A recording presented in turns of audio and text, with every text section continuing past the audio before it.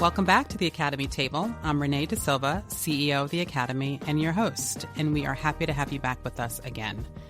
I'm excited to share this conversation with my friend and former colleague, Aneesh Chopra. Aneesh is currently the president and co-founder of CareJourney, a healthcare analytics firm.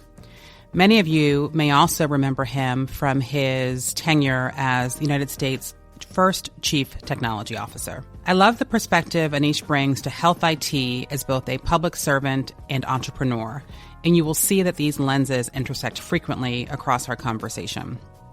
Here are my 3 takeaways from our time together. First, listen to how Aneesh articulates the key problem for improving healthcare interoperability as one of misaligned incentives rather than technical capability or interest. Next, and relatedly, it's clear that Aneesh is a strong supporter of democratizing data access, both as a means of good government and also as it relates to his current work at CareJourney on the transition to value. And lastly, I love Aneesh's philosophy of handshakes and handoffs as a way of maximizing cooperation and shared understanding between the public and private sectors. So with that, let's head to the table.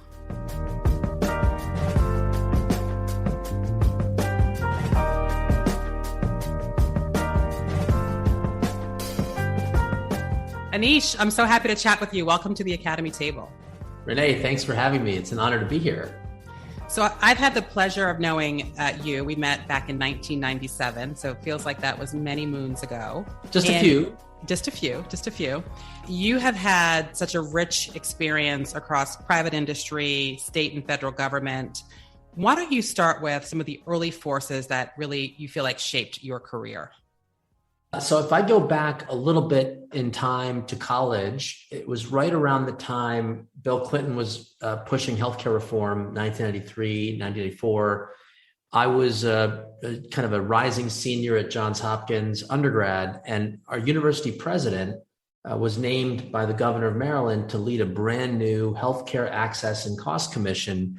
And I raised my hand and said, can I intern for this fledgling organization, staff of 2, to dig into the case for reform and to help brief, if you will, the commissioners on what Maryland and any other organization should do. I was hooked, Renee, that of all the sectors of the economy that needed public-private collaboration to get the incentives right, to get to better outcomes, to free up more resources that can be reinvested in, economic growth or other areas that can help spur the economy. I was hooked on this subject, and I took that with me to my first job out of college. I was at Morgan Stanley, where I worked on these sort of healthcare banking issues. A little team at Morgan Stanley took a company public while I was there called Netscape. And if you remember, Renee, around that time, not a lot of use of the internet in college. It was still, there, but it wasn't critical and central to our lives. And I started digging into the capability of the internet and the possibility. And if you think about the changes that we needed to make in healthcare, coupled with the possibilities of what you could do on this thing called the internet, I was just all in.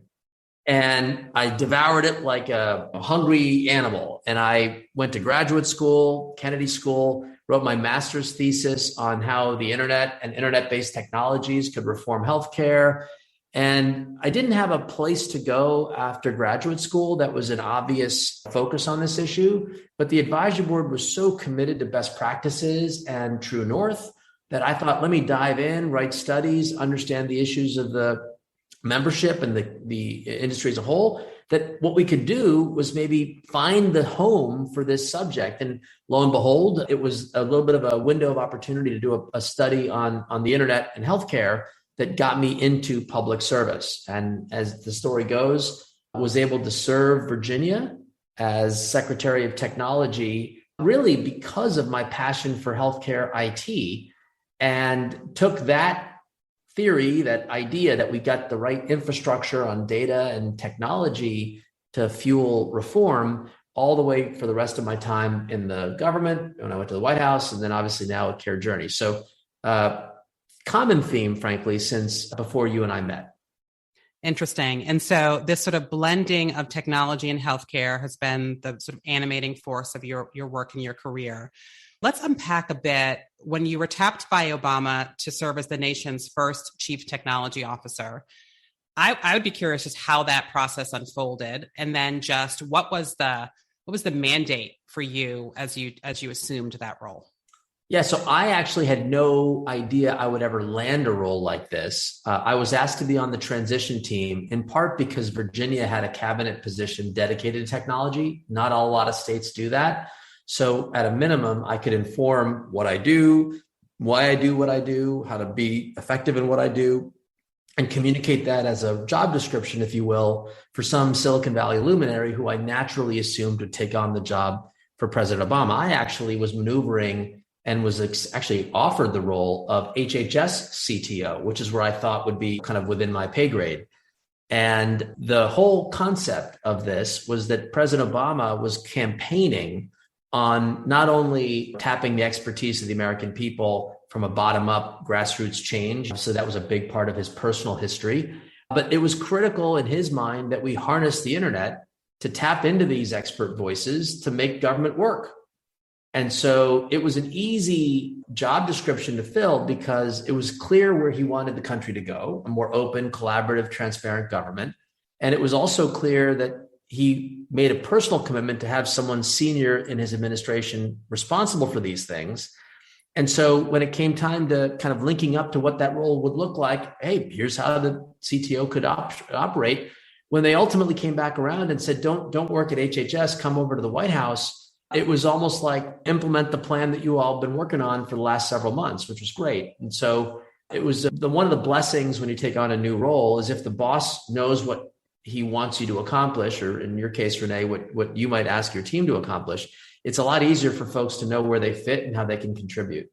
And that actually is a great conversation about how that relates in the healthcare domain, which is probably the perfect embodiment of that vision in a few key areas.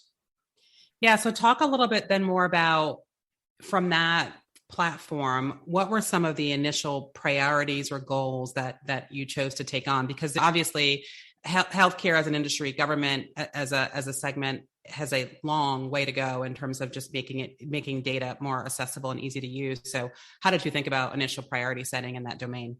Yeah, Renee, there were three things. First, and this was a day one executive memorandum from the president, he wanted data held by the government available to the American people. And perhaps the most valuable piece of data held by the government that could inform healthcare delivery was we referred to it as the linked longitudinal Medicare database. And that may sound like a lot of words, but what that basically means is Medicare operates Part A for hospital and kind of institutional claims. Those are separately managed in the database. Then there's a separate program called Part B that handles professional claims, physician claims. And then they added a Part D drug benefit, as you recall, in the Bush administration. And so what CMS was capable of doing, and my first assignment was, if you could stitch together an individual who's using all three programs, you could learn a lot about the interaction of that individual with the delivery system. And are they navigating it in the best possible way? Or do we see clear evidence of waste, inefficiency, frankly, poor quality? So by releasing that data to the public, we felt this could accelerate that proverbial 17-year delay from an insight in a lab to a patient's bedside. That was step number one. And it took a few years to kind of get the machinery moving. But as of today, all of that information is available for commercial use, public use, nonprofit research use. That was number one. Number two, we absolutely had to get the digital health revolution right. And in particular, we put in what became a $30+ billion incentive program to reward doctors and hospitals for adopting and using certified electronic health technology, or EHRs. The idea I had, and I think critical to the president's vision of a more interconnected system, was back to the comment I made earlier about the power of the internet. Not a lot of EHRs were built in the internet era, as you know, Renee. And so I thought we had to have some muscle added to the program that would give us the power and potential of the internet to make healthcare better. And we took the form of a research and development program, about $15 million, which seems like a drop in the bucket, and it was. And we drove it towards this vision of a proverbial iPhone app store for healthcare data. That grant went to a team at Harvard, Professors Zach Cohane and Ken Mandel, and that gave rise to a protocol called Smart on Fire, which, fast forward till 2021, is now the regulated law of the land for all government-sponsored health plans and all providers who treat Medicare patients. And that unbelievable 10-year journey had been one of my greatest areas of passion. And frankly, one of my proudest contributions was this notion that we could introduce something that didn't exist in the wild and to see it scale. And last but not least, we launched this Medicare Innovation Center. And of course, that had a lot of top-down, really smart people. Obviously, Don Berwick was the CMS administrator and had Rick Gilfillan running the Innovation Center. They had very thoughtful views about the role of ACOs and pioneer ACOs. I had the pleasure of launching what was called the $1 Billion Healthcare Innovation Challenge, which took a portion of the funds at the Innovation Center and really did what the president called on my office to do, which is to tap the expertise of the American people to solve problems. We kind of crowdsourced ideas on how to change payment to improve quality over cost. And that model, that bottom up versus top down approach, gave rise to programs like the YMCA Diabetes Prevention Program, the University of Washington Collaborative Care Model, and others that were tested, validated by the actuary at CMS, and scaled across the entire Medicare program. So every patient who's eligible can benefit from these models. That hugging of CMMI was the third passion area for me. That's fantastic. And significant impact in a relatively short amount of time.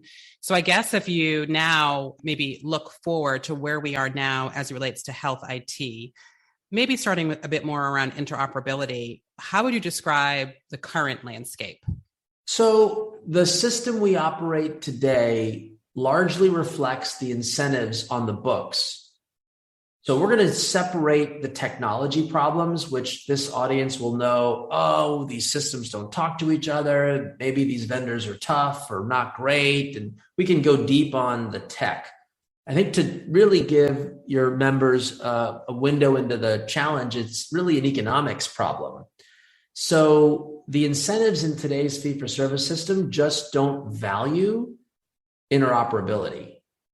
And so we have technical capacity that's been around now for 5-6 years, but they haven't really been used because the customers that have been buying these systems haven't prioritized it over other features. This is unique relative to, say, the financial services sector, where if I look at the regulatory landscape, Renee, we kind of had an interoperability problem in banking, interoperability problem in education, interoperability problem in energy, and obviously in healthcare.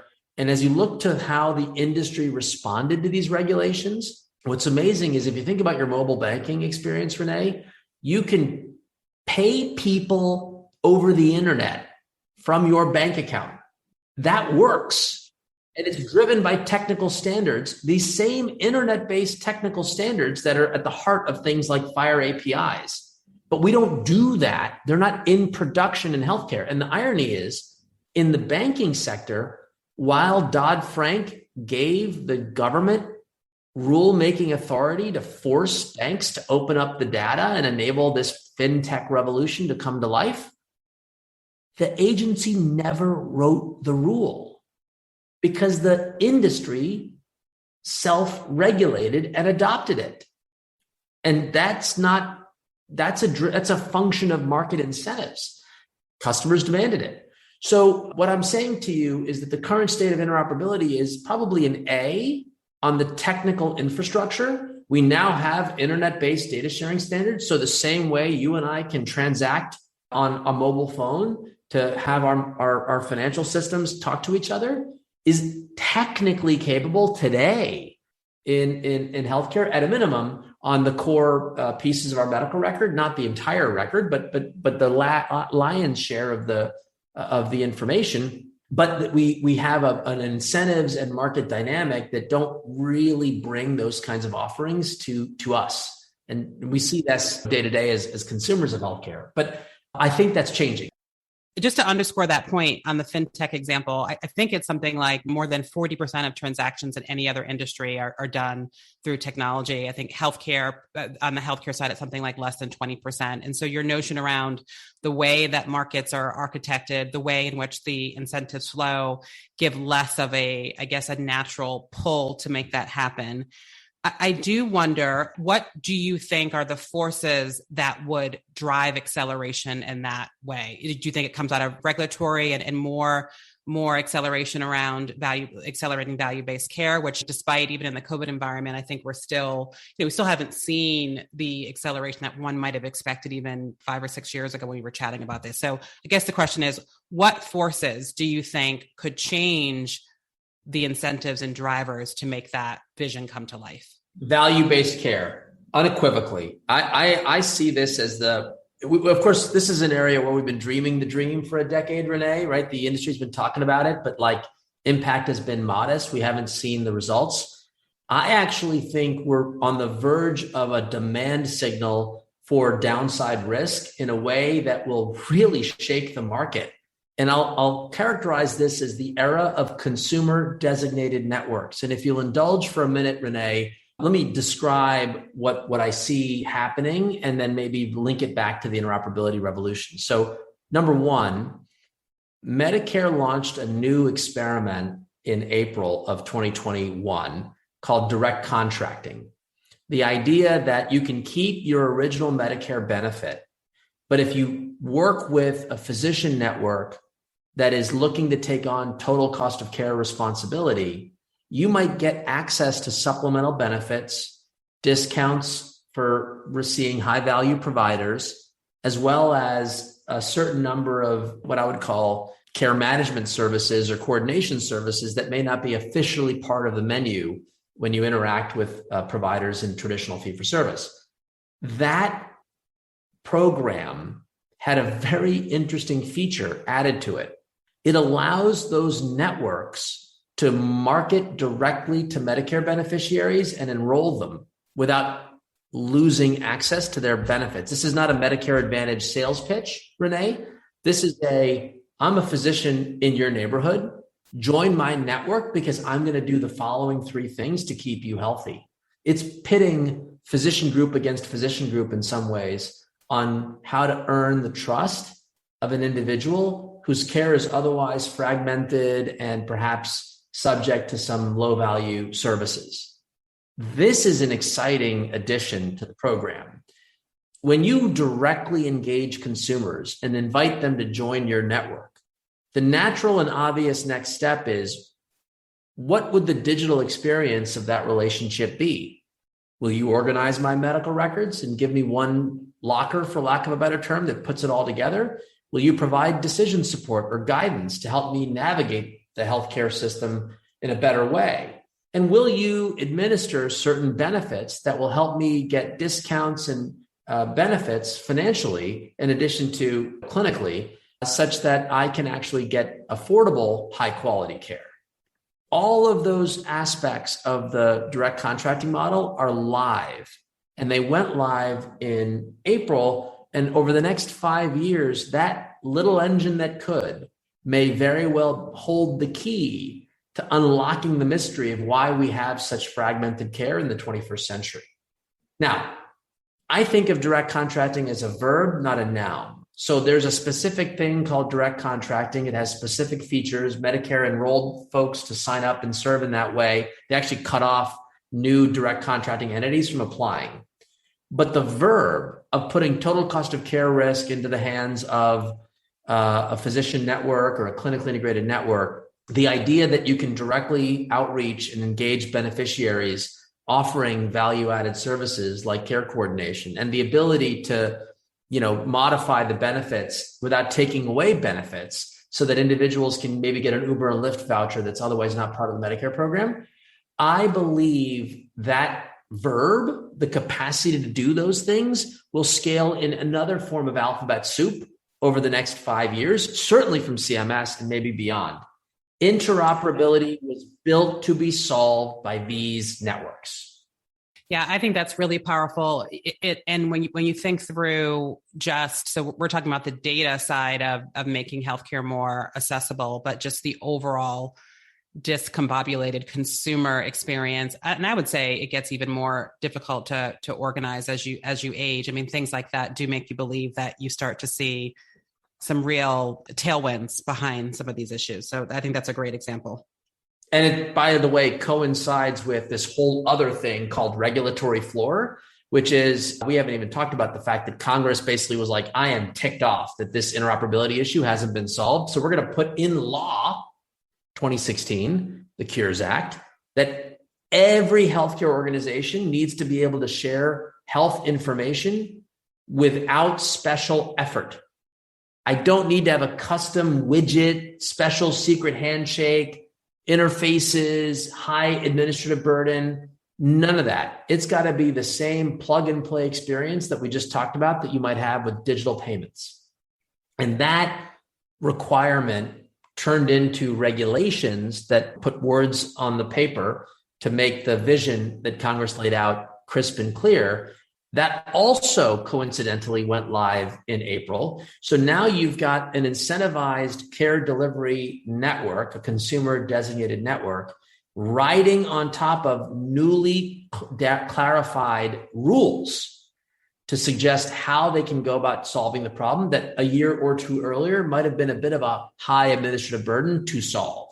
So these are just luck of the draw, Renee, landing at the same time. So in your mind, if you think through just the current administration and where they're likely to go on policy, do you believe that we would see more of this regulatory pressure to start moving behavior more radically? I believe there'll be a mixture of sticks and carrots. On the stick side, there'll be enforcement of information blocking rules, $1 million fine to the EHR vendors if they make it administratively difficult to share data. So we're going to force the question, is this an incentive problem and that the customers haven't asked for these features to be deployed? Or is this a bad actor problem where vendors with certain market share are constraining data liquidity? I believe it's the incentive problem, not the bad actor problem. That's just my personal opinion, but we're going to have the regulatory muscle to prove it. If we start seeing $1 million fines left, right, and center, it may be more of a bad actor problem than an incentive problem. And we'll see that over the next few years. I think there'll be less $1 million fines, but at least we now know that there can be fines. But I also believe, if I may, Renee, the pandemic has shown light on this sort of other angle, which is health equity. The reality is, while as much as we're going to see sticks around the issue, I believe there's going to be maybe more value add on the carrots. Let's reward organizations who reach out and hug an underserved, potentially a minority patient or an economically distressed patient, someone who's left out of the kind of well-functioning healthcare system that maybe, Renee, you and I might personally have access to just because of where we are in our lives. That encouragement to reach out to serve the underserved is going to probably be more carrot than stick. And that should be good news for everyone because markets will respond to those incentives. When was the last time a member or a health system actually put out a marketing effort to go recruit folks into their ACO? That wasn't a thing.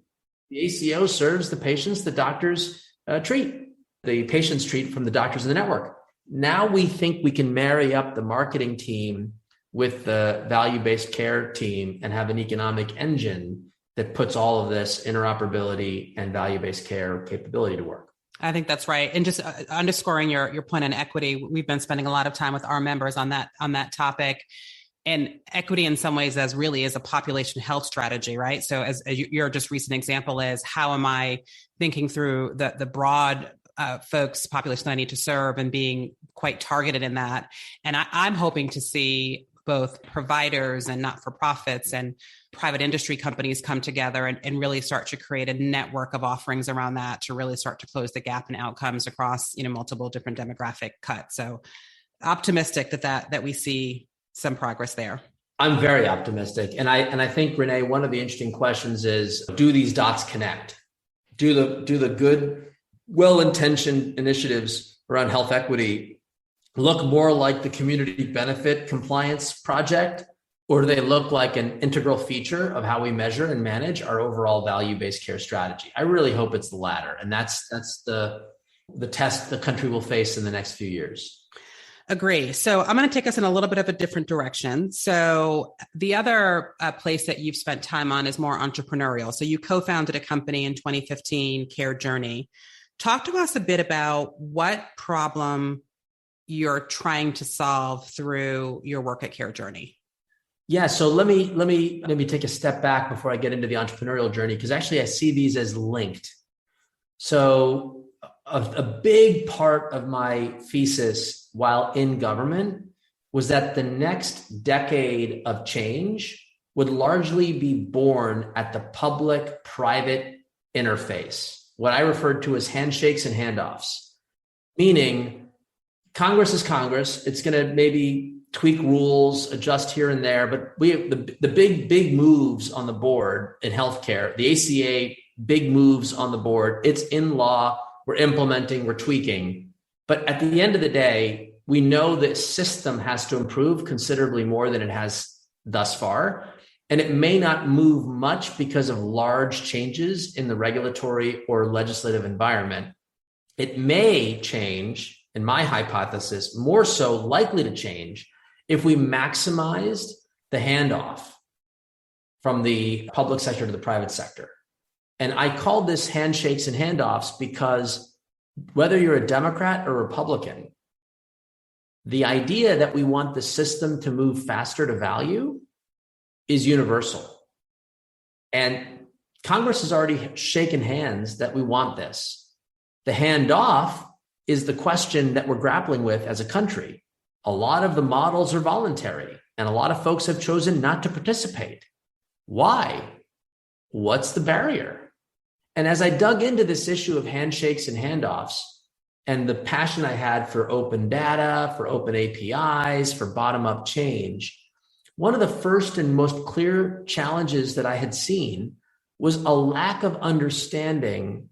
How does the government see me? How does CMS see me? How do beneficiaries in the Medicare program see me? Most of the conversations I would have with health systems around data and technology and interoperability began with them in the center, not the patient.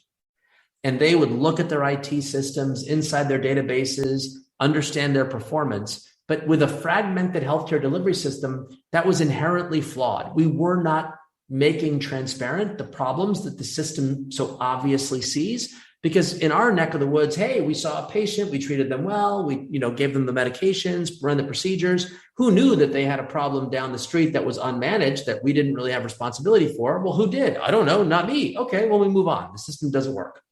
So I felt we needed to have more transparency from the lens of value-based care.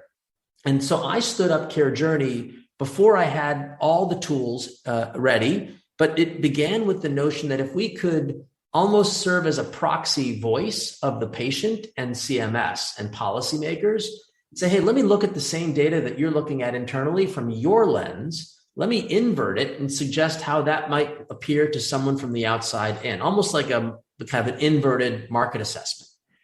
And in 2017 or 18, I can't remember the exact date, but we went through a 2-year process from 15 to 17/18, applying for and then getting from CMS a license to access the entire back end of the Medicare database. Back to my point, you can access this information.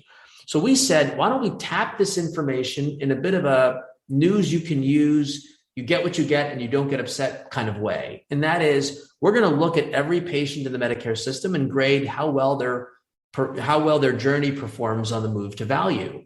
And if you're the quarterback for that patient's care and it wasn't performing well, you'll see that. And our point was, let's just open up this information to the industry as a whole. We'll democratize it. So if a member joins, they get to look up themselves and their neighbors and see the exact same information that their neighbors can look up about themselves and you. And if we had more kind of common ground about how the system is performing, open data, open analytics, open logic, open interoperability, theoretically, then we could move faster down the road to value. So today, We've kind of borne out that hypothesis. We serve over 100 healthcare innovators, mostly hospitals and health systems, but health plans as well, who are in that payvider cohort, and a growing number of these digital health companies who are trying to be that kind of trusted front door for beneficiaries. And we kind of share with all of them the same basic point of view. Which group of patients are getting worse care or better care under your supervision, and how can we close those gaps from best practice? What's the biggest surprise for most of these folks? I haven't published this yet, Renee, but boy, has it been a sobering finding. The health equity issues that we've been reading about over the last year or so, obviously they've been around forever, but they've been put to the spotlight, compelled us to look at the data and actually have the following very sobering conclusion. If you are poor, likely a minority, in an economically distressed neighborhood, you are 30+% less likely to be enrolled in an ACO than if you were in the wealthiest neighborhood. The very people with high HCC scores, low levels of care coordination, high uses of the emergency room for unnecessary services, that group of people you would have expected would disproportionately show up in value-based care arrangements, because Match.com, you've got the product to meet their needs. You'd want to connect the people who need the needs met with the folks who can offer the services to the needy. And it turned out, with all the attribution and the physician acquisitions and the networks, maybe the reality is that even health systems that have equity in their mission objectives might own a physician network with attribution of patients that tend to live in the wealthier neighborhoods. And so boy, oh boy, was that a surprising finding and a depressing one, that we've somehow missed this overlap. We've invested in care management. We've put in technology. We've taken on a lot of this infrastructure, but we've put it to work, perhaps in a way that doesn't reflect the highest and best use of that muscle. Right. And so doesn't close the gap in health equity, and doesn't actually bend the cost curve either. If many of those patients who are driving the most expensive episodes of care are not being managed well. So both. Yeah. And I'll give you one more sobering statistic. I don't want to name the member, but the member has adopted as a corporate strategy this sort of life expectancy gap from wealthier parts of the city that they're operating in from the poorer parts. And here's the sobering statistic. When they looked at that population that lives in the poorer parts, many of them are dual eligible, Renee. The dual eligibles with Medicare fee-for-service are the lowest enrollment in ACOs of any other clustering you can come up with in the program. Are you kidding me? It is.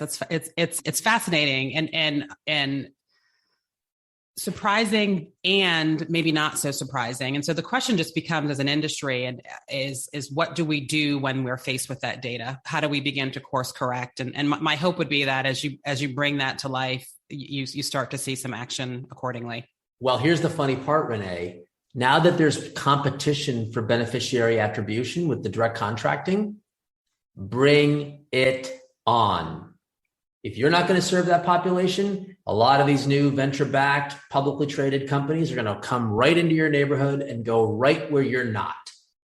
And that's okay. God bless America. Someone should do the right thing. Okay. And I'll go one step further. You asked a question about what else is surprising. Maybe I'll give you the second one, which is, I mentioned earlier that I was really proud of the Medicare Innovation Challenge and the idea that the YMCA Diabetes Prevention Program was one of the first graduates. If you do the math, Renee, about something on the order of, I don't remember the exact, I'm going to blank now on the percentages, but if you're pre-diabetic, you've got reasonably high chances of getting full-blown diabetes. But there are things you can do to prevent that onset of diabetes. And they tend to be more in the social determinants of health. Eat better, exercise more on the behavioral change side. So the diabetes prevention program was squarely designed at that problem. And what the actuary, not the good, feel good, happy social services people, but like the actuary found a 4-to-1 return on investment. For every $600 voucher CMS paid to get a pre-diabetic into these counseling sessions, weight loss of greater than 5% was that took over the outcomes. The savings to the taxpayer were $2,600 per person enrolled in the model when you balance all the savings and the costs. 4-to-1 ROI. Yeah, that's unbelievable. Well, no, here's what's unbelievable.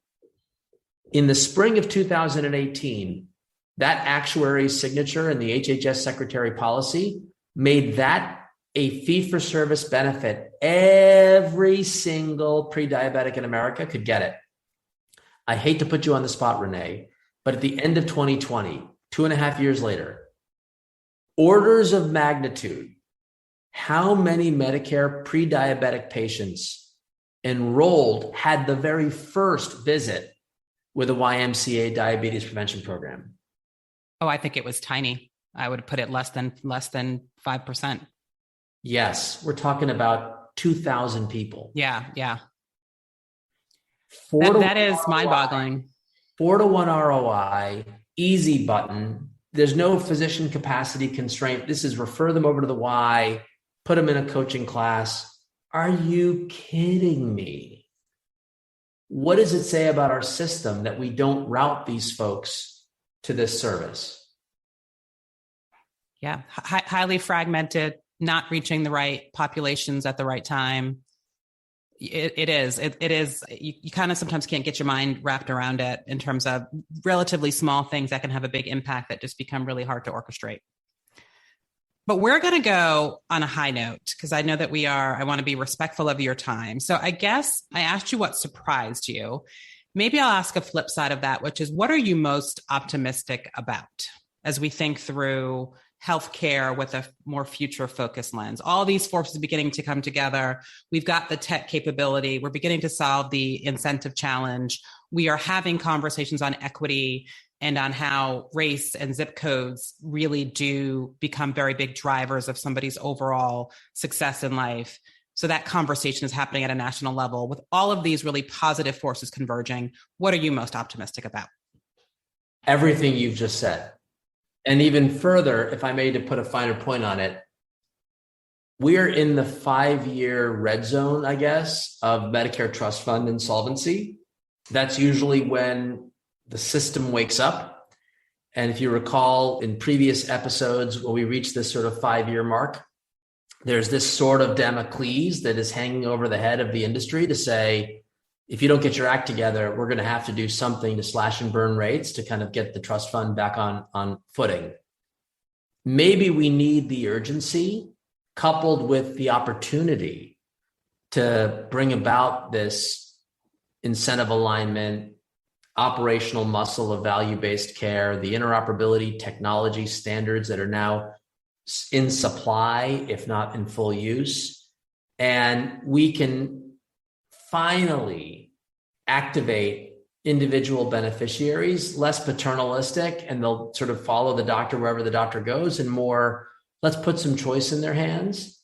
And I think this is going to awaken that direct-to-consumer empowerment that's changed every other aspect of our lives, even criminal justice, Renee. Having that smartphone in your pocket gives you power. So we don't feel that power in healthcare. And for the families of folks who want better service, better care coordination, I believe there will be more products available on the market to help you. And so I love our Medicare Advantage friends. They're going to continue to innovate. I love these Medicare direct contracting entities. They're going to continue to innovate. I love the new kids on the block that may do this in some philanthropic way if they don't want to sign these value-based care contracts. The supply of good energy is coming to make offers to our loved ones to get the best care that they deserve. And we have no choice but to innovate. And that's maybe the thing that excites me most. It's maybe we waited a decade longer than I would have liked, Renee, but I think this is the moment and we're going to meet the moment. And we're going to work together, Renee, to help people find out how to meet the moment, right? I love this that. This is our chance. I love that. The urgency is now. So final question I ask all of my guests, and I'm curious for your response to this, but if you could invite any two people for a conversation at a table that you curated, who would you invite and why? So it's funny that you would say that. So we kind of had a cheat sheet version of this, which is when we launched the Open Health Data Initiative under my successor, Todd Park, he picked two people to anchor it as a symbol of the possibility. It was Don Berwick, whose heart and soul and mission objective around making the system better. He embodies that spirit. And Tim O'Reilly, the father of Web 2.0 and the soul of the internet. And if you marry these sort of legends of Silicon Valley or the spiritual Silicon Valley and legends in healthcare reform, you kind of put those two muscles together. And maybe it's not Don and Tim in a decade after we convened them in the Obama administration. Maybe it's Rushika, whom I love, on the heart and soul of kind of delivering a better healthcare system. And maybe we'll find my successor, Todd Park, who's sort of the spiritual voice of Silicon Valley, who kind of wants to move the world into a better place. Maybe we put people that are sort of this generation's version of healthcare expertise and tech expertise together to find ways to unlock the possibility. And that's we're seeing that happening more and more. And I'm excited about that gathering. I love that. Well, I think that's a perfect place to land. I appreciate you joining me today. Thanks, Renee. I hope you have a wonderful day. And you too. Everyone in the Academy family, thanks for listening. Thanks, Aneesh. Thanks again for joining me at The Table. The Table is a podcast produced by the Health Management Academy. Make sure you catch future episodes by visiting our website, theacademytable.com, or by subscribing on the podcast platform of your choice. And if you have suggestions for topics or guests, I'd love to hear from you. Please drop me a note at renee@hmacademy.com. I look forward to talking with you soon.